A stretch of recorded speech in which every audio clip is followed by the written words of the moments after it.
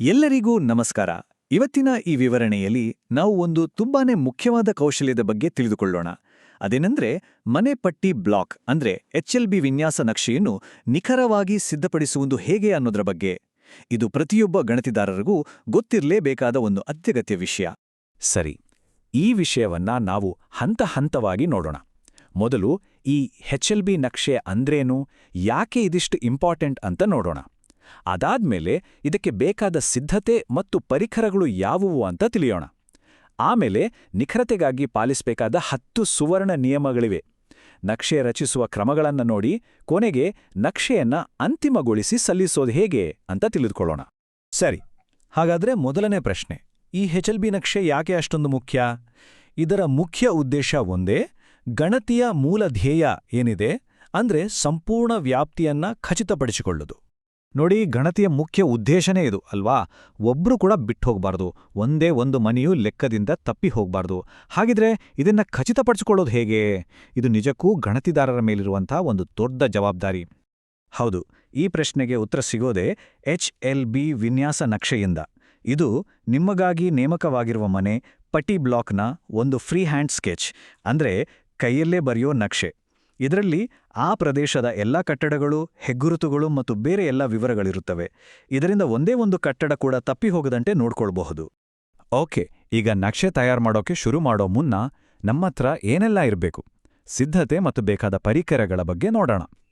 ಯಾವುದೇ ಕೆಲಸ ಯಶಸ್ವಿ ಆಗ್ಬೇಕಾದ್ರೆ ತಯಾರಿ ಸರಿಯಾಗಿರ್ಬೇಕು ಅಲ್ವಾ? ನೋಡಿ, ಈ ಕೆಲಸಕ್ಕೆ ನಮಗೆ ಮುಖ್ಯವಾಗಿ 2 ಟೂಲ್ಸ್ ಬೇಕು. ಒಂದು, ನಿಮ್ಮ ರೆಫರೆನ್ಸ್ಗಾಗಿ ಬಳಸುವ HLO ಮೊಬೈಲ್ ಆ್ಯಪ್. ಇನ್ನೊಂದು, ಕೈಯಲ್ಲೇ ನಕ್ಷೆ ಬರೆಯಲು ಬಳಸುವ ಅಧಿಕೃತವಾಗಿ ಪ್ರಿಂಟ್ ಮಾಡಿರುವ ಖಾಲಿ ಹಾಳೆ. ಕೆಲಸ ಶುರು ಮಾಡೋಕ್ಕೂ ಮುನ್ನ ಕೆಲವು ಸಿದ್ಧತೆಗಳನ್ನು ಮಾಡ್ಕೊಳ್ಳಲೇಬೇಕು. ಮೊದಲನೇದಾಗಿ ಸೂಚನಾ ಕೈಪಿಡಿಯನ್ನು ಸಂಪೂರ್ಣವಾಗಿ ಓದಿ ಅರ್ಥ ಮಾಡ್ಕೊಳ್ಳಿ.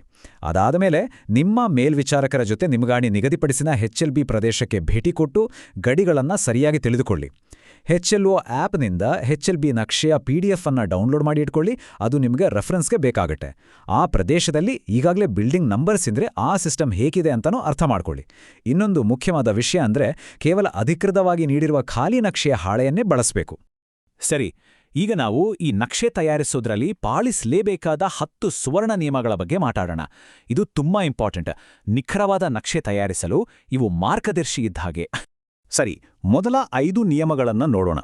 ಫಸ್ಟ್ ಅಂಡ್ ಫಾರ್ಮೋಸ್ಟ್ ಅಂದ್ರೆ ಎಲ್ಲಕ್ಕಿಂತ ಮುಖ್ಯವಾಗಿ ನಿಮ್ಮ HLBಯ ಸಂಪೂರ್ಣ ವ್ಯಾಪ್ತಿಯನ್ನ ಖಚಿತಪಡಿಸಿಕೊಳ್ಬೇಕು.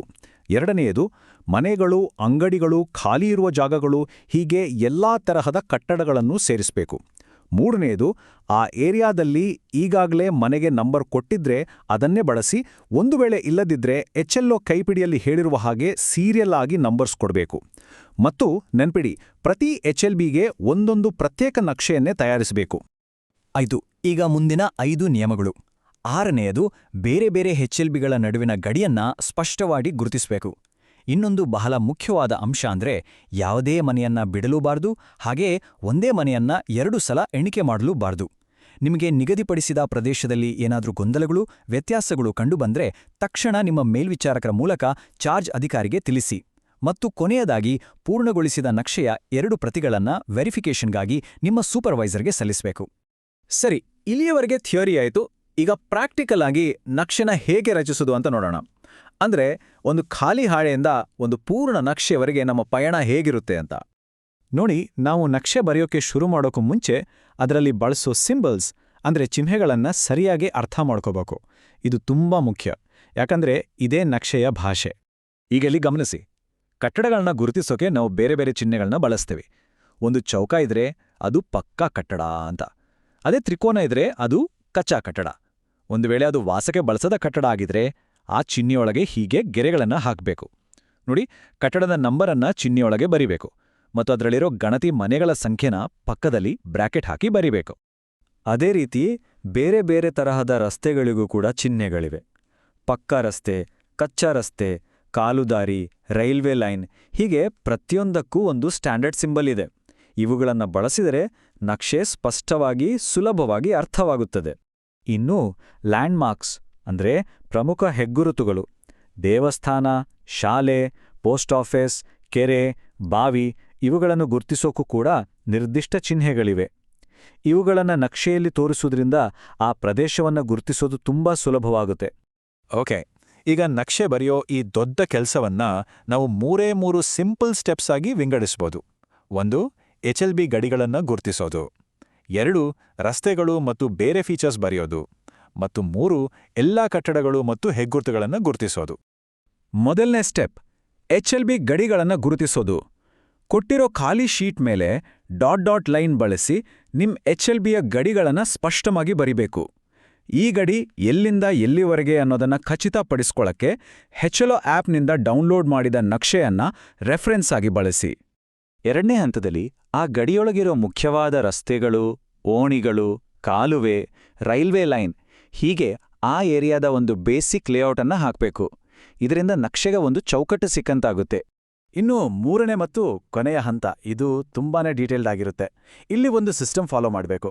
ನಕ್ಷೆಯ ವಾಯುವ್ಯ ಮೂಲೆ ಅಂದ್ರೆ ನಾರ್ತ್ ವೆಸ್ಟ್ ಕಾರ್ನರಿಂದ ಶುರು ಮಾಡಿ ಆಗ್ನೇಯ ಅಂದ್ರೆ ಸೌತ್ ಈಸ್ಟ್ ಕಡೆಗೆ ಸಾಗುತ್ತಾ ಪ್ರತಿಯೊಂದು ಕಟ್ಟಡವನ್ನ ಒಂದೂ ಬಿಡದೆ ಸರಿಯಾದ ಚಿಹ್ನೆ ಮತ್ತು ನಂಬರ್ ಜೊತೆ ಗುರುತಿಸಬೇಕು.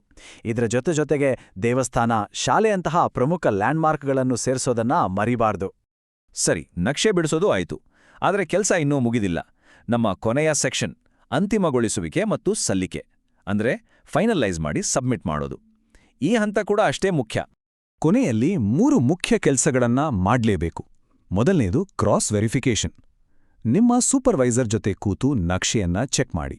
ಎಲ್ಲಾ ಮನೆಗಳು ಕವರ್ ಆಗಿವ್ಯಾ, ಬೇರೆಯವರ ಏರಿಯಾ ಜೊತೆ ಓವರ್ಲ್ಯಾಪ್ ಆಗಿಲ್ವಾ ಅಂತ ಖಚಿತಪಡಿಸ್ಕೊಳ್ಳಿ. ಎರಡನೇದು final update. HLO data collection ಎಲ್ಲ ಮುಗಿದ ಮೇಲೆ ಏನಾದರೂ ಕಟ್ಟಡಗಳು ಬಿಟ್ಟು ಹೋಗಿದ್ರೆ ಅಥವಾ ತಪ್ಪಾಗಿದ್ರೆ ಅದನ್ನ ಸರಿಪಡಿಸಿ ನಕ್ಷೆಯನ್ನ ಅಪ್ಡೇಟ್ ಮಾಡಿ. ಕೊನೆಯದಾಗಿ ಸಲ್ಲಿಕೆ. ಅಂತಿಮವಾಗಿ ಸಿದ್ಧವಾದ ನಕ್ಷೆಯ 2 ಪ್ರತಿಗಳನ್ನ ನಿಮ್ಮ ಮೇಲ್ವಿಚಾರಕರ ಮೂಲಕ ಚಾರ್ಜ್ ಅಧಿಕಾರಿಗೆ ತಲುಪಿಸಿ. ಇಲ್ಲಿ ಒಂದು ವಿಷಯವನ್ನ ಚೆನ್ನಾಗಿ ನೆನ್ಪಿಟ್ಕೊಳ್ಬೇಕು. ನಾವು ಮೊದಲ 3 ದಿನದಲ್ಲಿ ಮಾಡೋ ನಕ್ಷೆ ಇದೆಯಲ್ಲ, ಅದು ಬರೀ ಒಂದು ಡ್ರಾಫ್ಟ್. HLO ಡೇಟಾ ಕಲೆಕ್ಷನ್ ಎಲ್ಲ ಮುಗ್ದ ಮೇಲೆ ಅದನ್ನು ಅಪ್ಡೇಟ್ ಮಾಡ್ತೀವಿ. ಅದೇ ಫೈನಲ್ ಮ್ಯಾಪ್. ನೋಡಿ, ಹೀಗೆ ಅಚ್ಚುಕಟ್ಟಾಗಿ ಸರಿಯಾಗಿ ತಯಾರಿಸಿದ ಒಂದು HLB ನಕ್ಷೆನೇ ಒಂದು ಯಶಸ್ವಿ ಗಣತಿಯ ಅಡಿಪಾಯ. ಇದರಿಂದ ಯಾಣು ಬಿಟ್ಟು ಹೋಗಲ್ಲ ಅನ್ನೋದು ಗ್ಯಾರಂಟಿ ಆಗತ್ತೆ.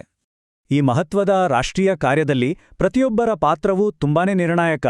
ಈ ಅಮೂಲ್ಯ ಸೇವೆಗೆ ಧನ್ಯವಾದಗಳು.